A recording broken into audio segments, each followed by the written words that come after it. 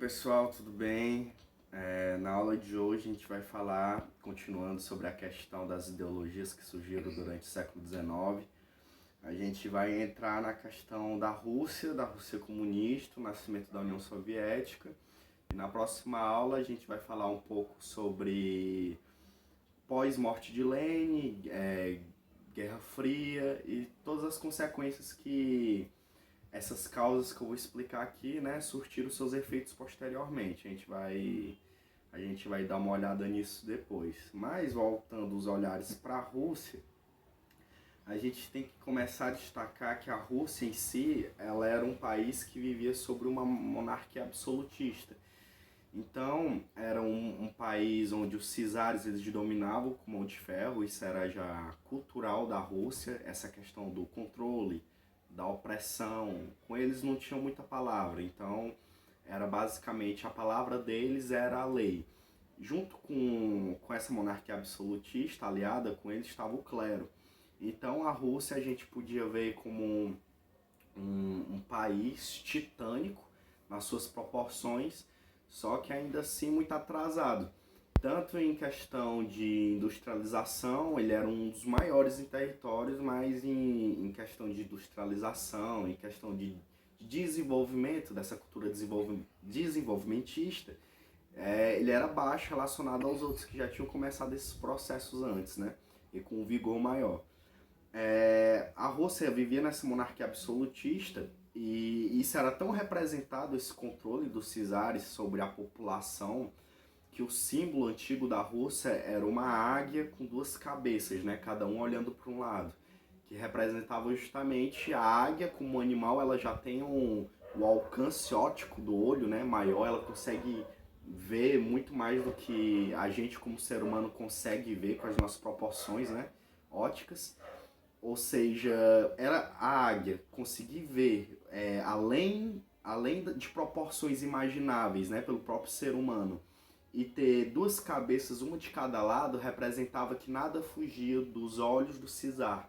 Ou seja, a águia de duas cabeças estava sempre olhando, ou seja, era até um certo modo de aviso para o povo de que o czar sempre estava de olho. Então as pessoas viviam com medo e, atrelado ao medo, tinha um fator religioso. Ou seja, as pessoas eram altamente tementes à igreja e viviam com medo por causa desse poder autoritário do czar. As coisas para a população já eram vistas meio que assim. O czar era visto como uma figura de um pai, né? Só que um pai austero, um pai duro. E boa parte da população não tinha aquele senso de, vamos dizer assim, de pertencimento russo. Como a Rússia era muito grande, tinha muitos países anexados, nem todo mundo que vivia no solo da Rússia se via como russo. Então era aquela questão, era um governo que servia para um determinado tipo seleto de cidadãos, principalmente a elite. Ou seja, se você fosse pobre ou se você não fosse um russo mesmo de nascença, provavelmente seus direitos iam decair na pirâmide social comparado aos outros. E o czar ele não pedia muita opinião para as pessoas sobre o que ele deveria ou não fazer. E numa dessa ele coloca a Rússia em guerra com o Japão, que no caso é conhecida como Guerra Russo-Japonesa. E, pelo incrível que pareça, a Rússia sai perdendo, o Japão ganha. Vamos ter que reiterar que o Japão é uma ilha e a Rússia é um dos maiores titãs, né, em questão de extensão territorial. Era enorme. E com essa derrota, além da grande baixa de mortes que a Rússia teve, a Rússia perdeu territórios, perdeu dinheiro.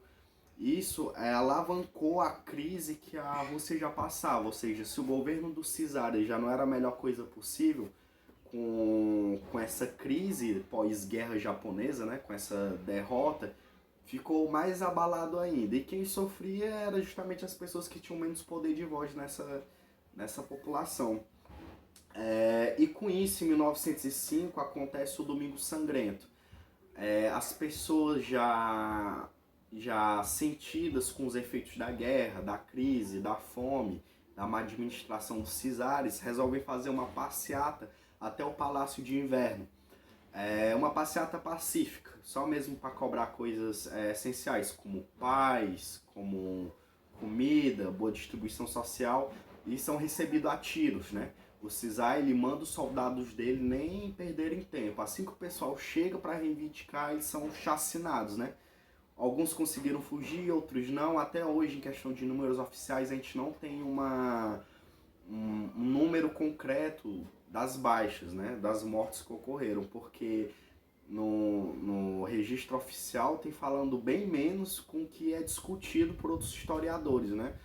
Mas o que se sabe é que houve sim um massacre, que o CISAR ele não quis saber de conversa, mesmo sendo uma passeata pacífico, e mandou abrir fogo. Com isso, isso nutre o revoltismo que existe dentro da população, já com todos esses fatores que eu já vim explicando, né? Da crise econômica, da fome, da perda da guerra da Rússia pelo Japão. E uma das teorias que está ali germinando naquele solo, junto com o anarquismo, é também o socialismo, né? De Marx e Engels. E aí fica todo aquele terreno de revolta e ideologia propício para algo maior, que é o que vai acontecer, né? O CISAR ele já estava vendo que esse terreno estava desfavorável ao comando dele da família dele. Então, para acalmar os ânimos, ele inaugura a Duma, né? Que é como se fosse um parlamento russo. Só que essa Duma não durou muito, porque até então o próprio povo dentro dessa Duma não tinha muita voz. A Duma basicamente era membros da elite que ficavam discutindo, basicamente como ficavam discutindo dentro dos palácios reais. Então, não era algo assim de grande comemoração para o povo. Era só mais, vamos dizer assim, uma cortina de fumaça para acalmar mesmo os ânimos. A Duma não durou muito e após a dissolução da Duma surge dois grupos que é importante a gente frisar aqui, que são os mencheviques e os bolcheviques. Os mencheviques eles queriam primeiro a instauração da democracia russa para posteriormente chegarem ao socialismo. Já os bolcheviques eles já tinham uma visão que se baseava no seguinte: se já não podia fazer protesto, se já não podiam reivindicar de forma diplomática o que o povo queria, o que uma parcela das pessoas queriam, então o negócio era o seguinte: tinha que derrubar o antigo regime para instaurar um novo. Era impossível, segundo a linha de pensamento dos bolcheviques, erguer algo novo usando de alicerces antigos.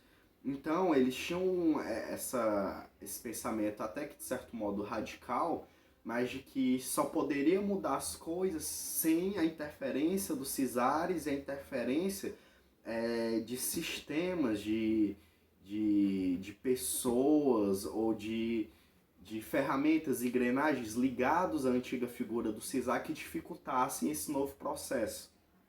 E aí, em 1914, a Rússia entra para a Primeira Guerra Mundial. Isso, claro, Nicolau II não quis nem saber da crise econômica, não quis nem saber da questão da fome, ele só entrou na Primeira Guerra Mundial. A Rússia ela não tinha por que ter entrado, vamos dizer assim. Se ela quisesse ter optado por não entrar, ela poderia simplesmente não ter entrado. Mas o Nicolau II quis fazer essa presença, mesmo a Rússia não estando preparada, mesmo as pessoas sofrendo com fome, com opressão e com as baixas ainda sentidas da guerra russo-japonesa, ele ainda assim, em 1914, coloca a Rússia já na Primeira Guerra Mundial. E tudo isso vai gerar mais insatisfação, vai gerar ainda mais ódio mesmo, ódio contra a figura do czar, contra toda essa figura absolutista, opressora. Em 1917, o czar acaba sendo morto e, como ápice da insatisfação governamental, foi erguido o governo provisório.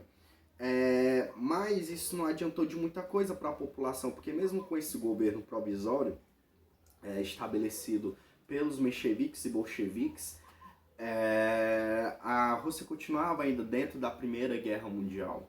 E isso já era um fator que estava sendo muito frisado pela população. A população não queria permanecer em guerra, a Rússia não tinha como continuar.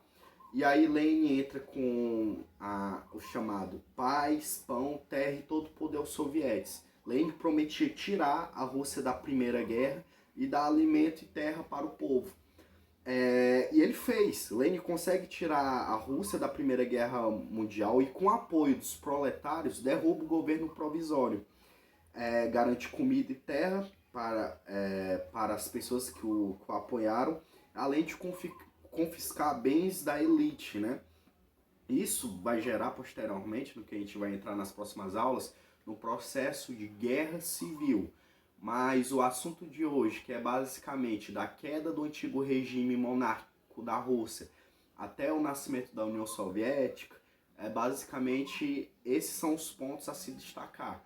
Principalmente com 1905, onde ocorreu o Domingo Sangrento, e fevereiro de 1917, junto com outubro de 1917, que aí já marca mesmo o fim do antigo sistema monárquico russo, e depois, posteriormente, com a NEP, inaugurada por Lenin, né, para alavancar a industrialização, alavancar o processo de alimentar a população, vai nascer a União Soviética. Então, na próxima aula a gente vai abordar melhor a questão da União Soviética, do que aconteceu pós a caída da antiga monarquia. Vamos falar um pouquinho mais de Lenin, vai entrar na história Trotsky e Stalin, e posteriormente a gente vai acabar com a Guerra Fria, que seria justamente o embate dessas ideologias, dessas potências que saíram ganhadores da Segunda Guerra, né?